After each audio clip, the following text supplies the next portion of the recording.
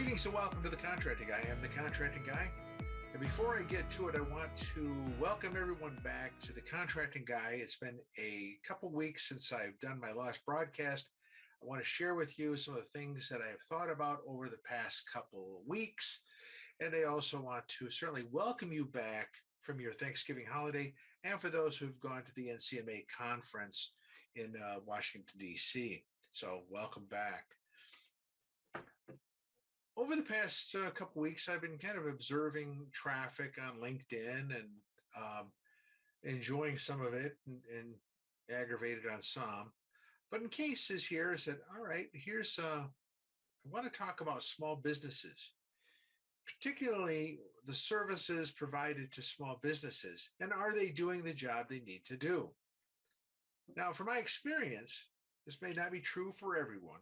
From my experience, a small business wants to have information and know how to apply it. Information and application, two of those.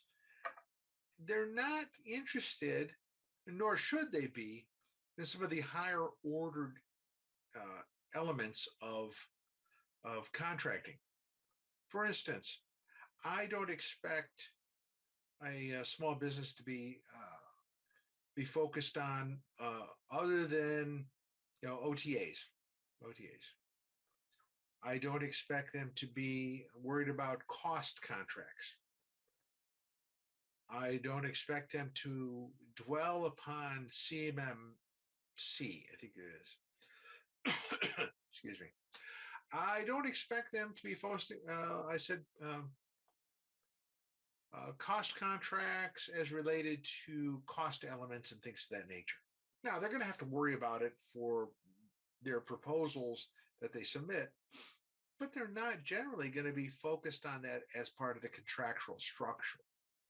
They're generally not going to be, high enough to call for a review of their contract. Most of the most common things you'll see for a small business who wants to get into government business is that it's going to be a fixed price contract. It's most likely going to be commercial. It's going to be low dollar value. Now, that could be a couple million, but still that's low dollar when compared to all the acquisitions we have. So the pieces that they worry about should be very finite.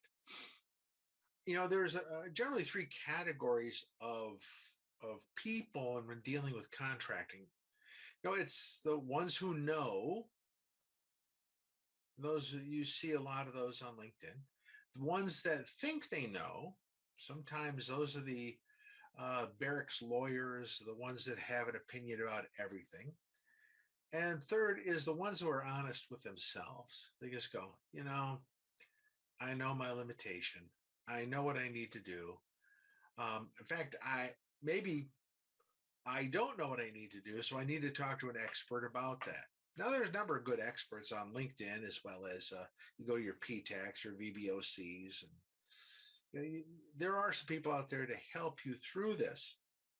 The key point is that not everything that's being offered to you is something you need. Somebody's offering you something on cost, and you don't deal with that, don't go to it. If you're, and I see a lot of this coming out of the training groups, is that, hey, we're going to give you this training. Why? I don't do that. That's not the kind of work that I do. Unfortunately, the kind of work that you do actually do, they don't provide a training for or a vehicle to develop yourself on. So you end up going with what I call the hot rock, or the pet rock thing of training. Whatever is hot in the industry, that's the stuff that you're going to get trained on, or that's the stuff that they think is important enough that everybody in the world needs to know about, and you're not one of them.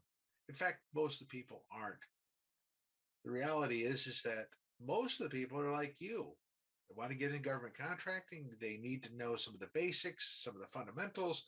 They need to know how to develop themselves into a world-class contractor, but they can't do it because they don't know the fundamentals of what needs to be done.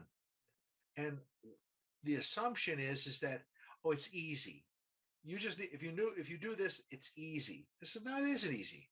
Nothing that's fun is ever easy. Nothing that's good is ever easy. Nothing that's worthwhile is ever easy.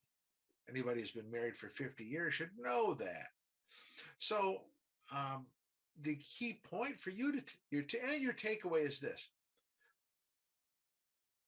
identify the things you need to know and ask your PTAC or VBOCs for that training. I said, I need to know more about this. Hopefully, what they'll do is something pretty smart, which is they'll collect this information and find someone to present that, for you and others, so others may benefit. There's nothing secret about what's being done. Oftentimes, it's your concern is not elevated because there's not enough appeal for that. You need to be one of the appellate folks out there saying, hey, I need this training. That's an important thing. And the fact that they might not offer it is a good opportunity for you to suggest they do offer it.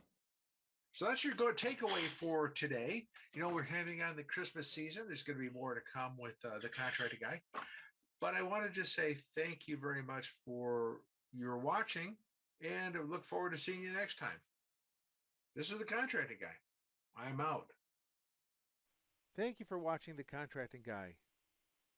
Please like, subscribe, and share the video. We'd appreciate that. This is The Contracting Guy. I'm out.